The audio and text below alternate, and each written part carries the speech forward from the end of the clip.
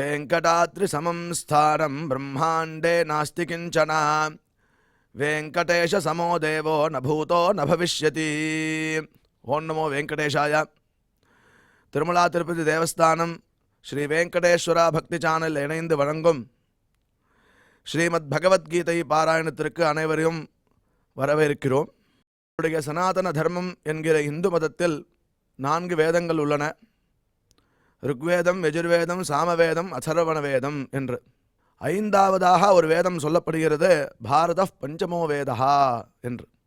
மகாபாரதத்தை 5வது வேதமாக நம்முடைய சாஸ்திரங்கள் காட்டிக் கொடுக்கின்றன.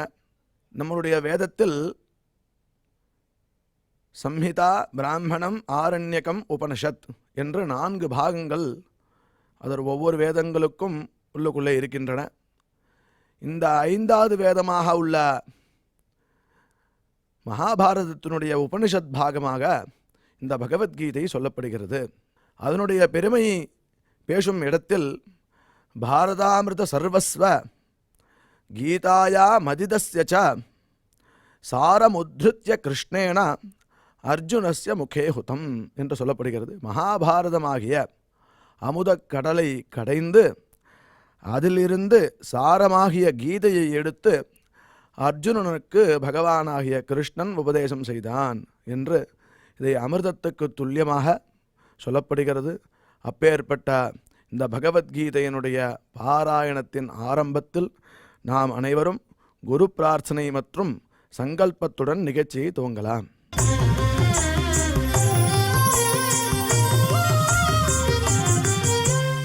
ஸ்ரீ குரு பிரார்த்தனா. குரு பிரம்மா குருர் விஷ்ணுர் குருர்தேவோ மகேஸ்வரः குரு சாக்ஷாத் பரம் பிரம்ம தஸ்மை ஸ்ரீ குரவே நமः.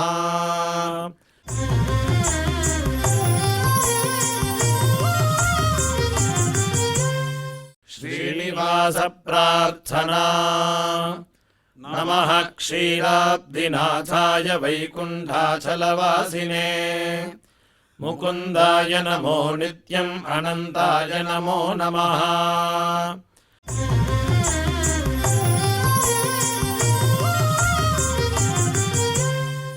अथ श्रीमद्भगवद्गीता पारायण संकल्पः.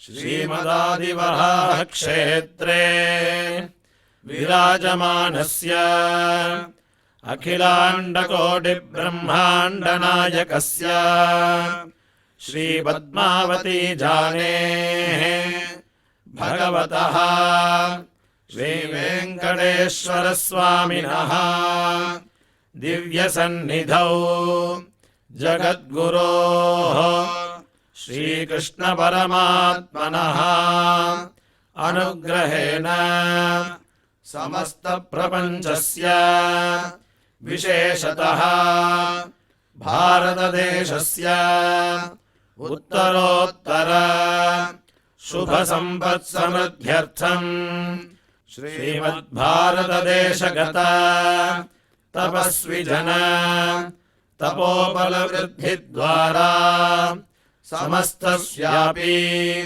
मानव समाजस्य सर्वारिष्टपरिहारार्थं एतद्देशवासिनां सर्वेषां सज्जनानां योगक्षेमार्थं राष्ट्रविरोधिनां निबर्हणद्वारा जनानां चित्तशान्ति चित्तस्थैर्य सन्तोषादि अभिवृद्ध्यर्थं एतद्देशवासिनां परस्परविद्वेष परस्परनिन्दा परस्परहिंसादीनां निवृत्त्यर्थं परस्परसौमनस्य सिद्ध्यर्थं समस्तपापक्षयार्थं श्रीमन्नारायण प्रीत्यर्थं श्रीपरमेश्वर प्रीत्यर्थं श्रीमद्भगवद्गीतायाः अखण्डपारायणं करिष्यामहे.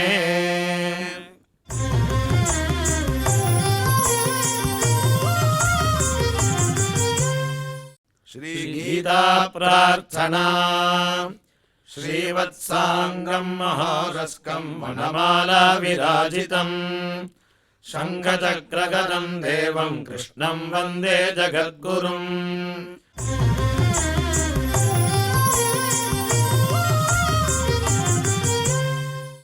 पार्थाय प्रतिबोधितां भगवता नारायणेन स्वयं व्यासेन ग्रथितां पुराणमुनिना मध्ये महाभारतम् अद्वैतामृतवर्षिणीं भगवतीम् अष्टादशाध्यायिनीम् अम्ब त्वामनुसन्दधामि भगवद्गीता भवद्वेषिणीम्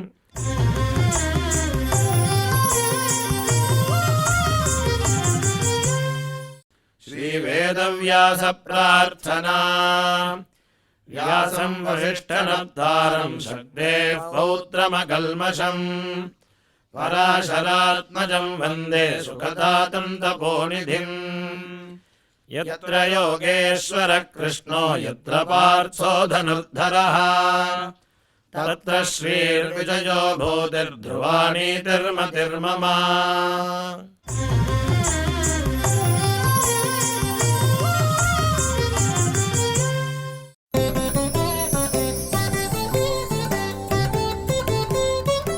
రెండవది అధ్యాయం 4వ శ్లోకం.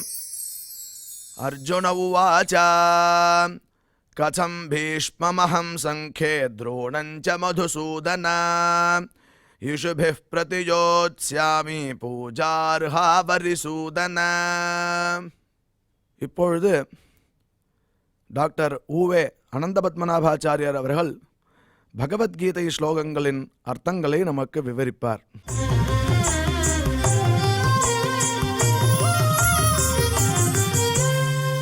अर्जुन उवाच कथं भीष्मम् अहं संख्ये द्रोणं च मधुसूदन इषुभिः प्रतियोत्स्यामि पूजार्हा वरिसूदन. ओम नमो वेंकटेशाय श्रीमते रामानुजाय नमः. कुतस्त्वाकस्पनमिदं विषमे समुपस्थितं अनार्जुष्टमस्वर्गम् अकीर्तिकरम् अर्जुन. क्लैब्यमास्मकमः पार्थ नैतत्त्वयुपपद्यते क्षुद्रं हृदय दौर्बल्यं त्यक्तोत्तिष्ठ परन्तप என்று பகவான் சோர்ந்து போய் ஒரு மிகச்சிறந்த வில்லாளி போராளி என்பவன் போர்க்களத்தில் என்னையெல்லாம் செய்யக்கூடாதோ என்னவெல்லாம் செய்யக்கூடாதோ அது எல்லாத்தையும் அர்ஜுனன் பண்ணுறதை பார்த்து பெருமாளுக்கு கொஞ்சம் வருத்தம் உண்டாச்சு. கிருஷ்ணனுக்கு என்னடா அர்ஜுனா இது, இந்த ரெண்டு பக்கமும் பாரு, உன்னை நம்பி எவ்வளோ பேர் வந்திருக்கா, அது ஒரு பெரிய விஷயம் இல்லையா. இப்போ அர்ஜுனன் இருக்கான், அவன் சைடில் போய் நாம் யுத்தம் செய்தோமேனால் அவனால் நாம் காப்பாற்றப்படுவோம் என்பதான நம்பிக்கையில் எத்தனை பேர் வந்திருக்கா. இப்போ நீ என்ன சொல்கிற ஒரு விஷயம், பந்துக்கள் இத்தனை பேர் இருக்கோம், நாங்கள் இந்த பக்கமும் என் சைட்லேயும் ஒரு 10 பேர் இருக்கா, அந்த சைட்லேயும் 10 பேர் இருக்கா, ஒருத்தருக்கு ஒருத்தர் நாங்கள் சண்டை போட்டுப்போம், சண்டை போட்டால் பந்துக்கள் எல்லோரும் மடிய போகிறார்கள் அப்படின்னு சொன்னீங்க இல்லையோ, சரியா போச்சு, correct, okay, that's good thinking, நல்ல விஷயந்தான். ஆனால் இன்னொரு லாஜிக் யோசிச்சுப்பார், நீ இப்போ சண்டைக்கு வந்திருக்க, உன்னை நம்பி தான் இவெல்லாம் வந்திருக்கா. அதாவது ஒன்னளவுக்கு வீரர்கள் இந்த படையில் யாரும் இல்லை, அது எல்லாருக்கும் தெரியும். இப்போ தர்மபுத்திராதிகள்லாம் வீரர்கள் தான், இல்லைன்னு சொல்லலை. ஆனால் அர்ஜுனன் அப்படின்னு வரைச்சு அது அர்ஜுனுடைய பராக்கிரமம் தனிப்பட்டதான ஒரு பராக்கிரமம், அது ஒரு பெரிய விஷயம். அர்ஜுனுடையதான வீரம்ன்றது அது ஒரு யூனிக். அதனால்தான் என்ன எடுத்து அர்ஜுனன் சம்சப்தர்களிடத்தில் யுத்தம் பண்ண போகச்சு இங்கே பத்மவியூகமானது ஏற்படுத்தப்பட்டது. தர்மபுத்திரர் என்னால் என்ன பண்ண முடியும்னு கேட்டார். அபிமன்யு சொன்னால் நான் புடச்சன் உள்ளே போகிறேன், நீங்கள்லாம் பின்னாடி வாங்கணும்னா தர்மபுத்திரன் பின்னாடி வந்தார். ஆனால் அவரால் ஃபாலோ பண்ண முடியல, ஏன்னா அர்ஜுனன் இருந்தானா அவருடையதான விஷயமே வேறு. அபிமன்யுவை தர்மபுத்திராதிகளால் ஃபாலோ பண்ண முடியல, அபிமன்யு ஒருத்தனா போய் வியூகத்துக்குள்ளே மாட்டின்ட்டான்.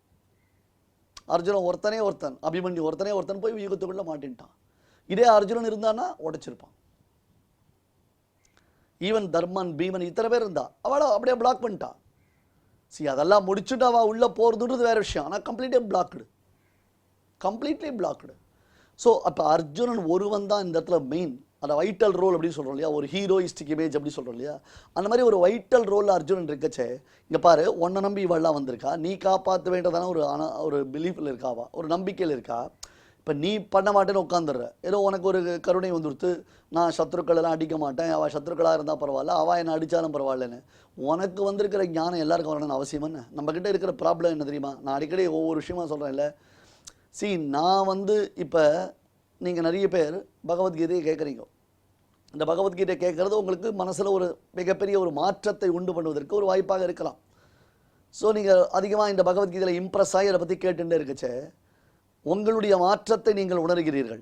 உங்களிடத்தில் ஏற்படக்கூடியதான ஒரு மாற்றம், ஒரு அமைதி, ஒரு சாந்தம், சில விஷயங்களை பக்குவமாக எதிர்கொள்வது, சில விஷயங்களுக்கு நமக்கு சற்று கோபம், உணர்ச்சி வசப்படாமல் இருப்பது என்பதாக கொஞ்சம் கொஞ்சமாக நம்மிடத்தில் ஒரு மாறுதல், ஒரு மாற்றத்தை நாம் உண்டாக்கி கொண்டிருக்கிறோம். ஆனால் அங்கே ஒரு பெரிய தப்பு பண்ணுறோம். என்ன அப்படின்னா, நாம் மாறிட்டோம், ஓகே சம்பவம், அல்லது மாறிக்கொண்டு வருகிறோம். ஆனால் இதே மாதிரி நம்மளை சுற்றி இருப்பவர்களும் இந்த மனோநிலைக்கு தான் வரணும்னு நாம் எதிர்பார்க்கச்சே தான் பிரச்சனையும் உண்டார். இது ஜென்ரலாகவே வரக்கூடியதான மனோநிலை. எப்பொழுதுமே நம்முடைய எக்ஸ்பெக்டேஷன்ஸை இன்னொருத்தர் பேரில் நாம் எதிர்பார்க்கும்பொழுது, அதாவது நம்முடையதான ரியாக்ஷன்ஸாக அல்லது நம்முடையதான செய்கைகள் என்ன உண்டோ அதை நாம் இன்னொருத்தர் இடத்துல எக்ஸ்பெக்ட் பண்ணும் பொழுது தான் நமக்கு இந்த ப்ராப்ளமே கிரியேட் ஆகுது. நான் பகவத்கீதை கேட்குறேன், அதனால் என்னிடத்துல வந்திருக்கிறது ஒரு மாற்றம்.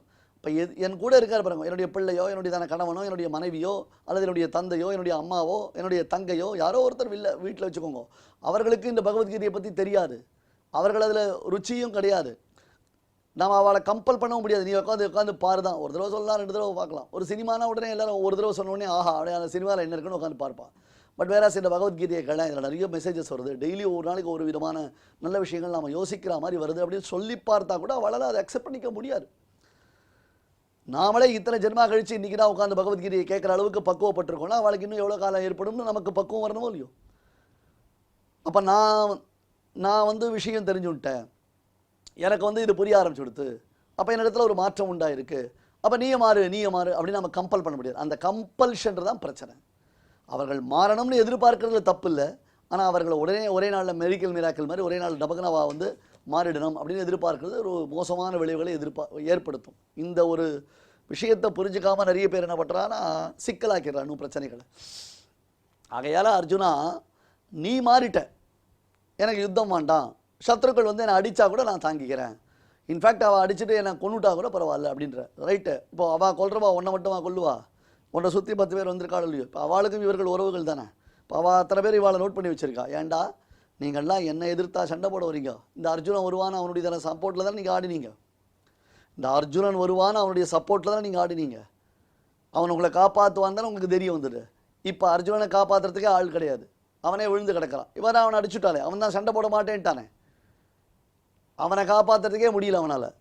எந்த அர்ஜுனனை எங்களை காப்பாற்றுவான்றதான தைரியத்தோடு வந்தீங்களோ அப்போ ஏற்பட்டதான அர்ஜுனனை காப்பாற்றுறதுக்கே இப்போ ஆள் இல்லையே, அவனுக்கே ஒரு சேவியர் தேவைப்பட்டதோ இல்லையோ. அப்படி இருக்கச்சே என்னை எதிர்த்து நீங்கள் சண்டை போட வந்தீங்களா, வாங்கடா உங்களுக்கு வச்சுக்கிறேன் அப்படின்ற மாதிரி அந்த சத்ருக்கள், எதிராளிகள் இப்போ உன்னை சேர்ந்து உன்னை நம்பி உனக்காக வந்திருக்கிறவர்கள் இருக்காளே, அவர்களை அடித்து கொன்றார்களே. ஆனால் இப்போ அது பாபம் இல்லையா, நம்பிக்கை துரோகம் இல்லையா? அப்போ உறவுகளை இழப்பது உனக்கு, எந்த உறவுகளை இழப்போமோ இந்த போர்க்களத்தில் என்பதற்காக நீ போரில் இருந்து கை வாங்கினாயோ பின்வாங்கினாயோ, எப்படி இருந்தாலும் அந்த உறவுகளை நீ இழக்கத்தான் போகிறாய். என்ன பண்ண போற? Which is better? அர்ஜுனன் பாரு, என்னமோ ட்ரை பண்ணினான், எவ்வளோ பண்ணான் பாவம், தன்னுடையதான உறவுகளை எல்லாம் காப்பாற்றுவதற்கு அர்ஜுனன் முயற்சித்தான். ஆனால் போரில் அவனால் அவ்வளோ தூரம் முடியல. ஒரு 10 பேர் இருந்தா அதில் அவனால் ஒரு 8 பேரை காப்பாற்ற முடிஞ்சது, 2 பேரை எழுந்து விட்டான். அப்படின்னா பரவாயில்ல. இந்த அர்ஜுனனை நம்பி 10 பேரும் போனான், கடைசியில் அந்த பையன் என்ன பண்ண தெரியுமோ இல்லையோ, அவனே முடியாதுன்ட்டான், கையில் இருந்த வில்லை தூக்கி கீழே போட்டான். இவனை நம்பி போன 10 பேரையும் போட்டாவா, 10 பேரும் செத்து போயிட்டா. அநியாயம். இந்த அர்ஜுனன் பண்ணது எவ்வளோ பெரிய அயோக்கியத்தனம், நம்பிக்கை துரோகம் இல்லையா? அர்ஜுனன் பண்ணது எவ்வளோ பெரிய நம்பிக்கை துரோகம். அவன் பயந்து போயிட்டு கடைசியில் வேதாந்தம் பேசி, இல்லை சார் இதை பண்ணால் அது பாப்போம், அதை பண்ணால் இதை பார்ப்போம்னு சொல்லி வேதாந்தம் பேசி அவன் பயந்தனை மறைச்சிக்கிறதுக்கு இவாளெல்லாம் பலிகடாவாக்கிட்டான், இவாளை பலி கொடுத்துட்டான். அவன் ஒருத்தன் உயிர் பழைக்கிறதுக்கோசரம் இத்தனை பேர் அவன் கொண்டுட்டான்னு ஒரு பழி வருமே, ஞாபகம் இருக்கா? அகீர்த்திகரம், அநாரிய துஷ்டம், யோசிப்பாரு, அஸ்வர்க்கம், அகீர்த்திகரம். என்ன அர்ஜுனா? அதாவது நாம் நிறைய பேர் தெளிவாக நினைக்கிறதா நினச்சின்னு நிறைய குழம்பி போய் நாம் குழம்பினதை தெளிவான ஒரு விஷயமா நம்ம கன்வே பண்ணிட்டு இருக்கோம். எவ்வளோ முட்டாள்தனமான ஒரு விஷயம். இவ்வளவு ப்ராப்ளம் இருக்கு அர்ஜுனா. நீ யுத்தத்திற்கு நீ பின்வாங்கிட்டனா இது யுத்தம் முடிஞ்சு போகிற சமாச்சாரம் இல்லை. அல்லது அவர்கள் அடிக்காம ஒன்றை மட்டும் அடிச்சுட்டு விட்டால்னா பரவாயில்ல, உன்னை நம்பி வந்திருக்கிற இத்தனை பேர் இருக்காங்க, இந்த பக்கம் 2 பக்கம் 5 பேர் 10 பேர் 100 பேர் இருக்காளே, அச்சாலாம் என்ன பண்ணுவேன்? அவள்லாம் அர்ஜுனா நீ தானே காப்பாற்றுறேன்னு சொன்னான்னு. இல்லை, நான் தியானம் பண்ணிட்டு இருக்கேன், எனக்கு இனிமேல் யுத்தத்தில் விருப்பமே கிடையாது, இது அஹிம்சைன்றதான ஒரு உயர்ந்த தர்மத்தை நான் இப்போ கை கொண்டுட்டேன், இனிமேல் நான் யாரை எதிர்த்து எதுவும் யுத்தம் பண்ண மாட்டேன், நீங்கள்லாம் உங்களை காப்பாற்றிக்கோங்க அப்படின்னா சரியா போச்சா? இது எப்படி இது எங்கேனா ஒத்து வருமா? ஒத்துக்க முடியறதா? இதை கேட்கச்சவே நமக்கே சரி போகிறதில்ல. என்னையா அர்ஜுனா, ஒரு வில்லுன்ற அம்புன்ற கவச்சம்ன்ற குண்டலம்னா தேருன்னு ஊன்னு ஏறி உட்காந்து ஆன்னு சத்தம்லாம் போட்டு வந்து சங்கெல்லாம் பண்ணிட்டு கடைசியில் என்ன ஆயிடுது, எங்களுக்கு சங்கு ஊதிட்டேன்னுவா வாழலாம். சகோஷோ தார்த்தராஷ்டிராணம் ஹிருதயானி விதாரயத்திரி, சத்ருக்களுடைய சைன்யத்தில் இருக்கிறவாளுக்கு மேசிவ் ஹார்ட் அட்டாக் வந்துடு. கட்சியில் இப்போ என்னாச்சு ஒன்று சமாச்சாரம் புரிஞ்சுக்கணும். நாம் எடுக்கக்கூடிய டிசிஷன் அப்படின்றது இருக்கு இல்லையா, நாம் டிசைட் பண்ணினதுனாலே அது சரியாக போயிடாது. அண்ட் மோரோவர்லெஸ் நாம் டிசைட் பண்ணது சரிதானதை ஒரு தடவை வெரிஃபிகேஷன் பண்ணிக்கணும். அந்த நூலிழையில் நாம் வந்து ஒரு கவனச்சிதறல், அதை சரியாக புரிந்து கொள்ளாமல் நாம் எடுக்கக்கூடிய சில தீர்மானங்கள் என்ன ஆகிடும்னு கேட்டால் ஒட்டுமொத்தமான அனர்த்தம்னு அர்த்தம், பெரிய நாசத்தை அது உண்டாக்கி விடுகிறது. ரொம்ப கஷ்டம். அது ரொம்ப ஜாகிரதையாக நாம் இதை வந்து அணுகணும். அந்த அணுகுமுறை என்று சொல்லிக்கிறோம் அல்லவா, அதை ரொம்ப ஜாகிரதையாக நாம் அணுக வேண்டியதான விஷயம் என்பதை நாம் நல்லா புரிஞ்சுக்கணும். இப்படி பெருமாள் பல கேள்விகள் கேட்கிறான். அதுக்கு அர்ஜுனன் வந்து ஒரு பதில் சொல்கிறான். அர்ஜுனன் வந்து நாம் வெறும் அர்ஜுனன் இப்படி பண்ணிட்டா அப்படி பண்ணுறான்னு சொல்கிறமே தவிர்த்து அர்ஜுனுடைய நிலைப்பாடு என்பது மிகச்சிறந்தது. அதுவும் பகவானுடைய பிரேரணையினால்தான் அர்ஜுனன் இது போன்றதொரு மன வருத்தத்திற்கு ஆளானான் என்பதை நம்முடைய பூர்வாச்சாரியர்கள் வெகு தெள்ளத் தெளிவாக காண்பிக்கிறார்கள். இல்லைனா it is not so easy to distract or disturb the mind of Arjuna, because அர்ஜுனுடைய கான்ஃபிடன்ஸ் லெவலே பெரிய விஷயம். அவன் வந்து பெரிய ஆள். திடீர்னு ஒருத்தன் வந்து போர்க்களத்தில் வந்து மனம் மாறினான் அப்படின்றது வரும்பொழுது அது ஒரு பெரிய miracle. It is only because of Paramatma. பரமாத்மாவுடையதான காரியம்தான் எது என்பதை உலகமானது நன்கு உணர்ந்திருக்கிறது. அதாவது நம்முடைய ஆச்சாரியர்களுடைய வியாக்கியானத்தில் இந்த விஷயங்களானது நன்கு காண்பிக்கப்பட்டிருக்கிறது. அதற்கு அர்ஜுனன் சொன்னான், கரெக்டு கிருஷ்ணா, நீ கொடுக்கக்கூடிய லாஜிக் அப்படின்றதெல்லாம் ரைட்டு, நான் இதை உணராமல் இல்லை. நான் இப்பொழுது ஆயுதம் ஏந்த மாட்டேன் என்று உட்காருவதனாலே எதிரிகள் என்னை மட்டும் கொல்லுவது என்பது இல்லை, என்னை நம்பி வந்தவர்களையும் கொல்லுவார்கள் என்பதை நான் உணர்ந்திருக்கிறேன். ஆனால் இந்த இடத்துல எனக்கு ஒரு பெரிய கன்ஃபியூஷன் இருக்கு. அதுதான் அர்ஜுனுடைய மனசு.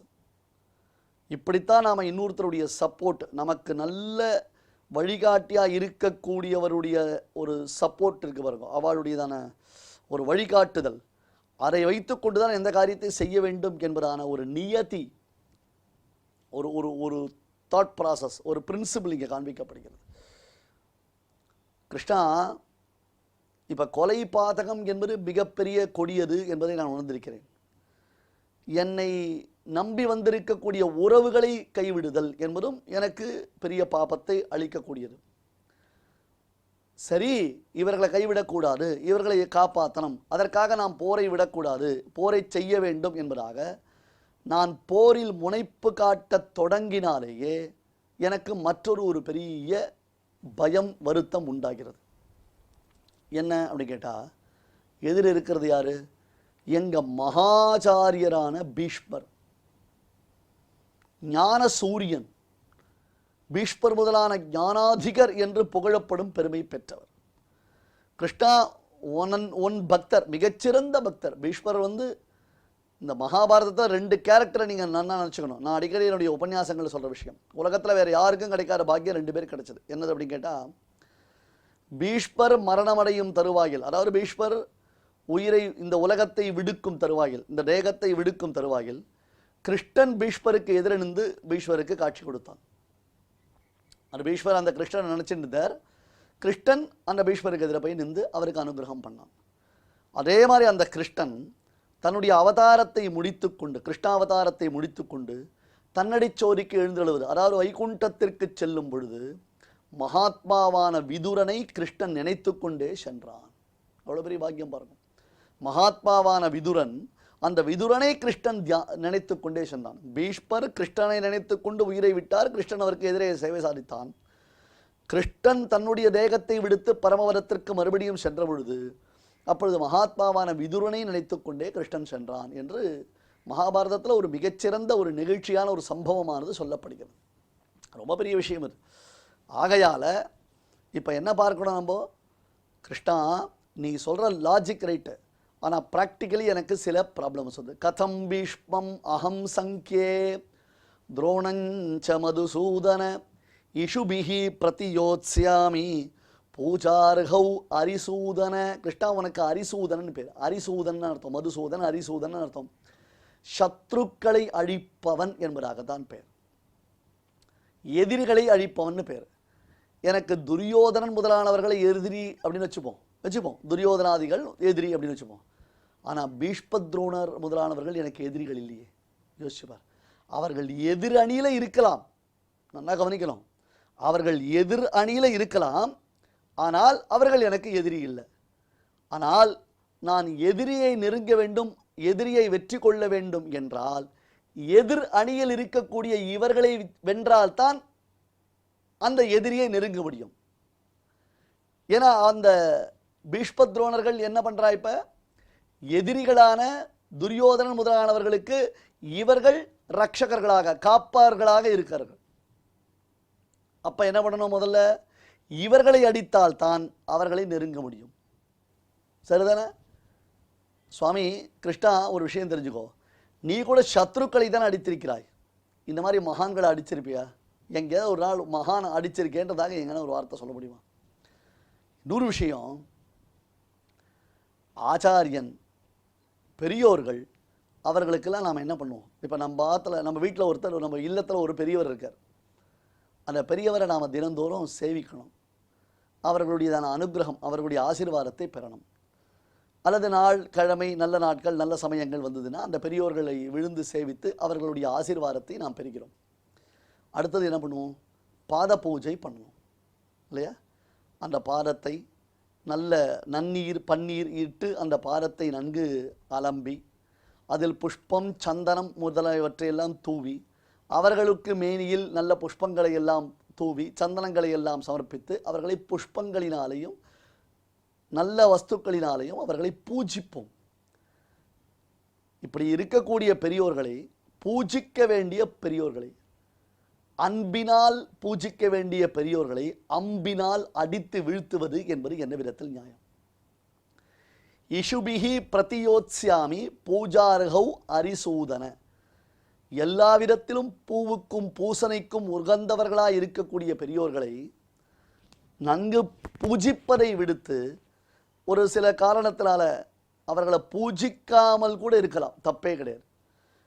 இல்லத்தில் ஒரு பெரியவர் இருக்கார், தினந்தோறும் அவரை பூஜிப்பதற்கு நமக்கு வழி கிடையாது, நம்ம ஏதோ காரியமாக இருக்கும், நம்மளால் அவர்களை பூஜிக்க முடியல. ஆனால் அதுக்கு பதில் நாம் என்ன பண்ணலாம் அப்படின்னா, சார் அவரை பூஜிக்க முடியல, அதனால் போச்ச வரைச்சு 2 அடி அடிச்சுட்டு போகிறேன் நான் அவரை. வயசான தாத்தா ஒருத்தர் இருக்கார் சார், அவரை தினந்தோறும் வணங்கணும்னு நினச்சிருந்தேன், வணங்க முடியல, பட் அதுக்கு பதில் எனக்கு ஈஸியாக இருக்குது, என்னது பலார் 2 அரை கொடுத்துட்டு நான் போகிறேன்னா நியாயமா?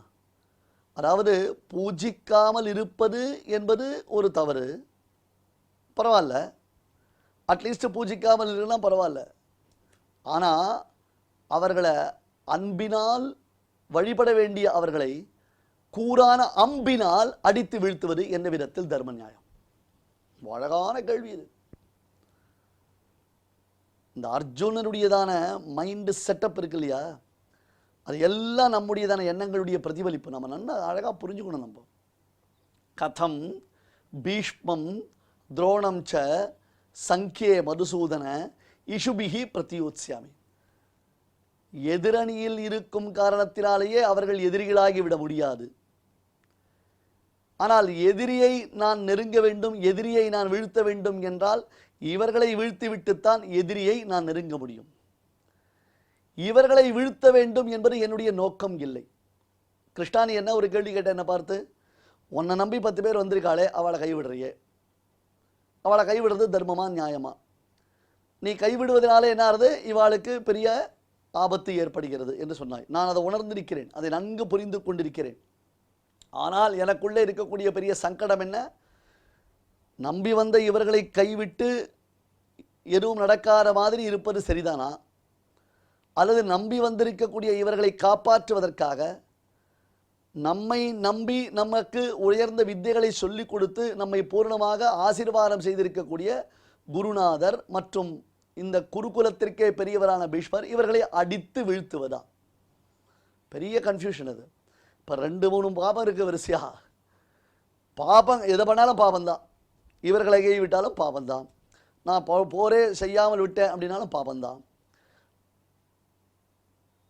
எதிரிகளை அடித்தாலும் பாபம்தான். குறிப்பாக எதிரணியில் இருக்கக்கூடியதான் இந்த பெரியோர்கள் இருக்காளே, நான் அனுதினமும் வணங்கக்கூடியவர்கள், எப்பொழுதும் எனக்கு அனுகிரகத்தை செய்யக்கூடியவர்கள், நான் ஜெயிக்க வேண்டும் என்று என்னை எப்பொழுதும் ஆசீர்வதிக்கக்கூடியவர்கள், அதுவும் அவர்கள் அடித்து வீழ்த்துவதும் பாபம். இப்போ என்ன ப்ராப்ளம்னா, பாபத்தில் எது சின்ன பாபம் எது பெரிய பாபம்? சின்ன பாப்பா பெரிய பாப்பா, அதாவது பாப்பா அப்படின்னா சம்ஸ்கிருதத்தில் பாப்பம் என்பதற்கு அர்த்தம் பாப்பஹா அப்படின்னு சொல்லுவார். அப்போ சின்ன பாப்பஹா, சின்ன பாப்பம் என்பது எது, பெரிய பாப்பம் என்பது எது? மமைவ துஷ்கிருதம் கிஞ்சித் மகதஸ்தின சம்சயா என்று பிராட்டி சாதிக்கிறார். சீதை தேவி அசோகவனத்தில் இருக்கச்சே, நான் செய்திருக்கிறது சிறிய பாபம் பெரிய பாபம் என்ன, அது என்ன சின்ன பாபம், அது என்ன பெரிய பாபம்னு சொன்னால், பகவரபச்சாரம் என்பது சிறிய பாபம், பாகவரபச்சாரம் என்பது பெரிய பாபம் என்பதாக பெரியோர்கள் அங்கே வியாக்கியானம் செய்து காண்பிக்கிறார்கள். அதுபோன்று இத்தனை பாபங்கள் என்னை சுற்றி இருக்கு. இதில் எதை விடுறது எதை கை கொள்வதுன்னு எனக்கு புரியல. எது பண்ணாலும் பாபம்.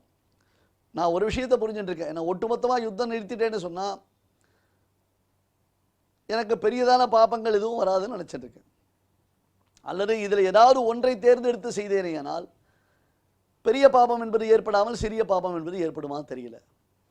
இல்லை பீஷ்ம துரோணாதிகளை மட்டும் யுத்தம் பண்ணி ஜெயிச்சுட்டா போருமா அப்படின்றதாக யோசிச்சா அதுவும் பெரிய சங்கடமாக தான் இருக்கு. கிருஷ்ணா, என்னுடைய ஸ்டேட்டஸ் நான் இப்போ எப்படி இருக்கேன் அப்படின்றது சொன்னால் என்னால் முடியல. அன்பேரபிள் டிப்ரெஷன், அதாவது தாங்க முடியாததொரு மன அழுத்தத்தில், தாங்க முடியாததொரு மன வருத்தத்தில் நான் இப்பொழுது ஆழ்ந்திருக்கிறேன். கதம் பீஷ்மம் அகம் சங்கே துரோணஞ்ச மதுசூதன இஷுபிஹி பிரதியோத்ஸ்யாமி பூஜார்ஹௌ அரிசூதன. நீயும் சாந்திபினி முதலான மகர்ஷிகளை நன்கு அர்ச்சித்து பூஜித்து வணங்கி வழிபட்டவன் தானே.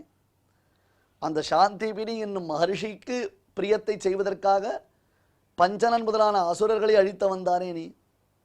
அவர்களையெல்லாம் நீ வழிபட்டவனாய் இருந்து கொண்டு உன் ஆச்சாரியனை அடித்து வீழ்த்து, உன்னுடைய பெரியோர்களை அடித்து கொல் என்பதாக என்னை தூண்டுகிறாயே கிருஷ்ணா. நியாயமா இது?